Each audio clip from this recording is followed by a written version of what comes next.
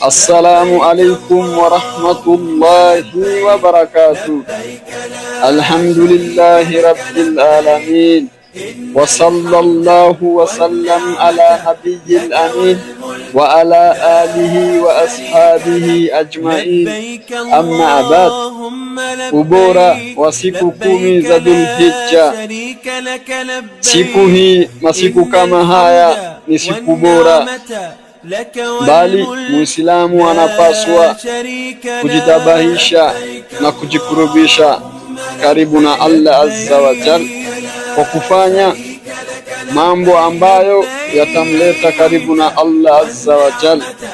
Na siku kama hunu, bali Muislamu anafaa kuzingatia, bali amuombe Mwenyezi Mungu taufik na nguvu ya kufanya ibada kama hunu.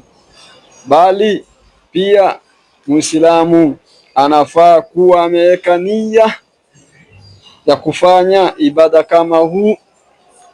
Masiku kama haya yanapatikana ibada ya aina yoyote, basi tufai kulala au hatufai kupoteza wakati wetu na mambo ya dunia.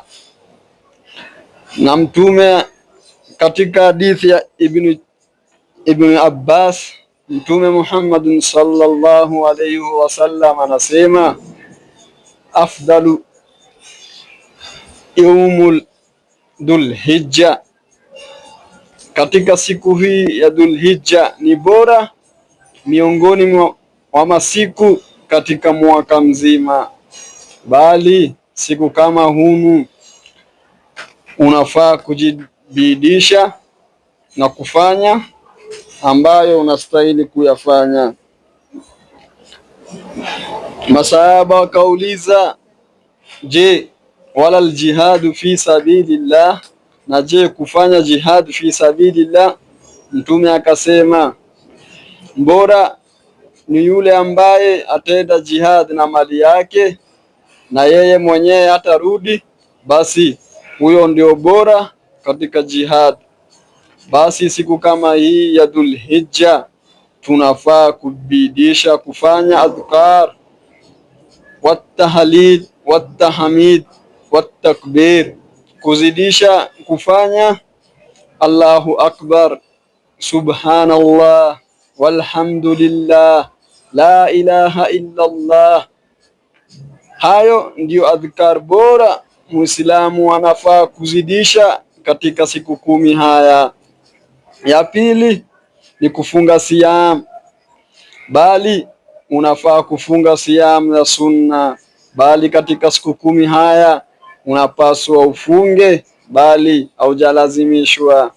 Ni bora kwako kujikurubisha karibu na Allah kwa kufunga siyam. Bali siku kama hii ya kufunga siku ya 9, Mtume Muhammad sallallahu alayhi wasallam anasema, ukifunga siku ya Arafa utakuwa ni mtu ambaye atakuwa ni mwenye kusamehewa dhambi ya mwaka uliopita na dhambi ya mwaka utakaokuja, bali si madhambi makubwa, ni madhambi madogo. Siku kama hunu tunafaa kudhikirisha kusoma Qur'an, kujitolea kusoma Qur'an, kwa kuwa Qur'an kitabu chake Allah azza wa jal, na Qur'an herufu zake utakuwa ni mwenye kupata thawabu, kwa kuwa herufu moja ya Qur'an unapata mubashir, unapata faida 10 kwa kila harfu ya Qur'an unapata faida. Ya tatu ni kutoa sadaka, kuwa ni mwenye kutoa sadaka, kuwasaidia maskini, kuwasaidia wajane, kuwasaidia wale ambao wanataka msaada. Bali siku kama huu, siku 10, unaweza jipanga, kama una 1000 waweza toa 100 au waweza toa 1000 mara moja. Kwa kila kiwango unaweza, basi toa sadaka ili uweze kufaidika na siku kama huu na uwe ni mwenye kumkaribia Allah azza wa jal. Na ya nne basi ni kuwa ni mwenye kudhibitisha kuswali sala tano na wakati wake, bali pia inahimizwa ya kuwa uwe ni mwenye kufanya au ni mwenye kuswali sala za sunna, sala za adduha, sala za baada swala ya faradi, bali qiyamul layl, bali aina yote zile za sunna. Basi hayo yatakufanya uwe ni miongoni mwa watu ambao wataingia katika janna, ambao ni wasalihin. Mtume anasema yule ambaye ni mwenye kudhibitisha kuwa ni mwenye kufaulu au ni mwenye kuwa ni mtu ambaye ni mwenye kuswali sala za sunna, bali Allah azza wa jal anamtengenezea nyumba lake katika janna. Ya tano, kuwa ni mwenye kufanya au ni mwenye kuweka nia ambaye utachinja siku ya Idul Adha. Basi kama umeweka nia, haufai kukata nywele au kukata kucha, bali uwe ni mwenye kuwa na nia ya kuchinja udhiya katika siku kama hunu. Na pia chukua fursa huu wa kufanya tauba ikhlasa lillah, mkurubia Allah azza wa jal, mlilie, mwambie akusamehe madhambi ambayo umekuwa ukiyafanya. Bali kila mtu anajua nafsi yake.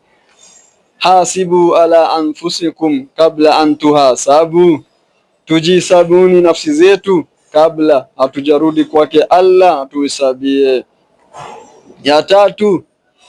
Ya sita, kuwa ni mwenye kukaa mbali na maovu, bali usiwe ni mwenye kufanya madhambi katika masiku 10 haya, kwa kuwa madhambi hayo yanakuwa ni madhambi makubwa. Kwa kuwa siku kama huu wa khairi haufai kukuwa karibu na dhambi, bali unafaa kuwa mbali nalo na kumwomba Allah azza wa jal msamaha. Na ya saba,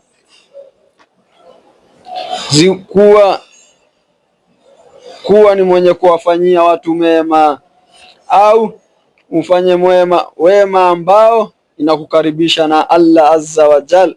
Wema yoyote bora ikuwe ni ambayo inamfurahisha Allah azza wa jal na inakupatia thawabu, inakuweka karibu na Allah azza wa jal.